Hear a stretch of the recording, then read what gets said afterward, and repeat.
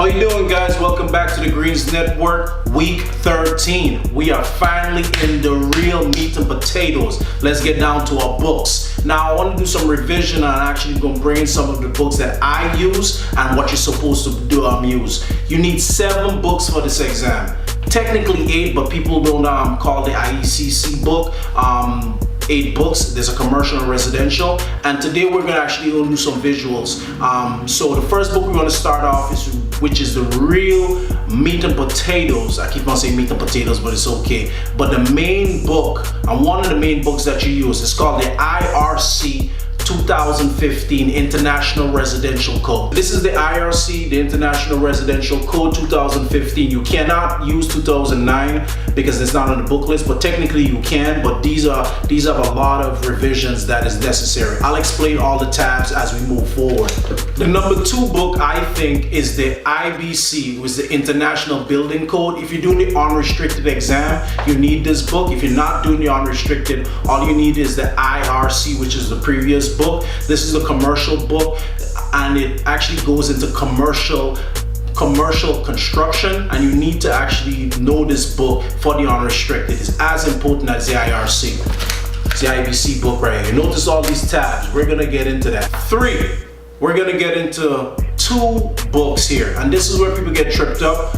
This is the 780 CMR, and it's really the amendments for the Massachusetts code pertaining to the IRC. So this Massachusetts code fixes the IRC, and I'll get into that as well too. It comes in a binder like this, not a great binder, but this is what it is.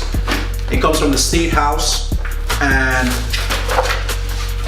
it looks like this. Another book that's super important is the IBC Fixer, and what it does is just like the 780 CMR IRC, it's called a 780 CMR, I call it the IBC, and it fixes some of the amendments, or it adds some of the amendments to the IBC, which was the second book. This is the 5th book right here, IEC. This is the energy book, temperature book. It talks about installation, R values, U values. The trick with this book is that there's a residential part and a commercial part. If you're doing the unrestricted exam, which is 1 dwelling and 2 dwelling, all you gotta focus is on the residential part. But if you're doing the unrestricted part, you have to do both.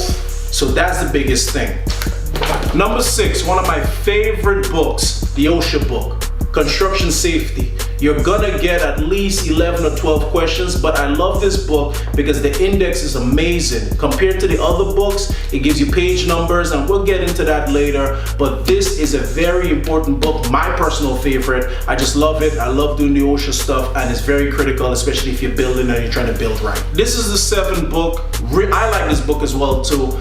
You get it from the State House. It's called a 521 CMR. It controls all the handicap construction if you're building for people with limitations and special needs. This is the book that you need. It's only at $13.50 at the State House. It's very important. It's called the Architectural Access Board book. We call it 521 CMR just for short.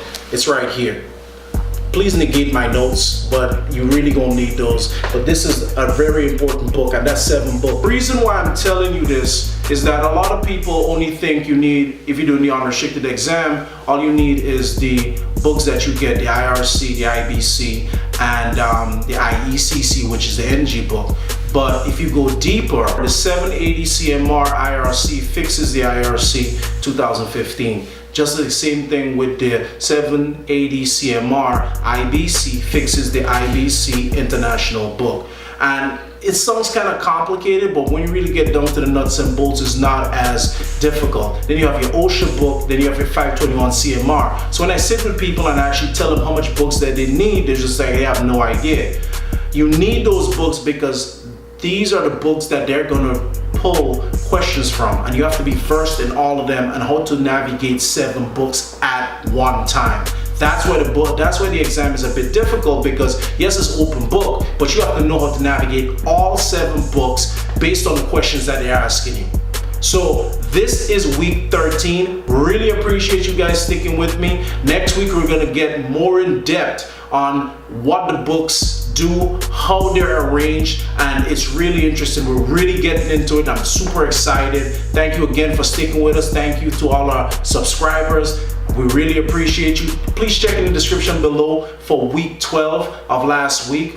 Thank you guys, we really appreciate you. And what we're gonna do right now, Jam of the Week. One of my personal favorites when I was in college though, Champions by Kanye West. Not the new Kanye, but we call it the old Kanye. Very good song. That's when he was, I think, really in his bag, as the old people may say, really just hitting his nerve. So listen to the Jam of the Week. Yes, I did. So I backed it up and brought it back to the crib. Just a little something, look at how we live. Everybody playing, but it ain't that serious. That's that. So if we gon' do it just like this. So the biggest thing with that song, I feel, is that you say that you're a champion. The CSL exam is very hard, and trust me, when you pass, you'll feel like you just won a title. And plus, you actually get an opportunity to really do construction on a higher level. So be champions, keep on rolling, and we are here for you. Again, please subscribe, and we'll see you next week for week 14. Thank you guys. We're out. Yeah.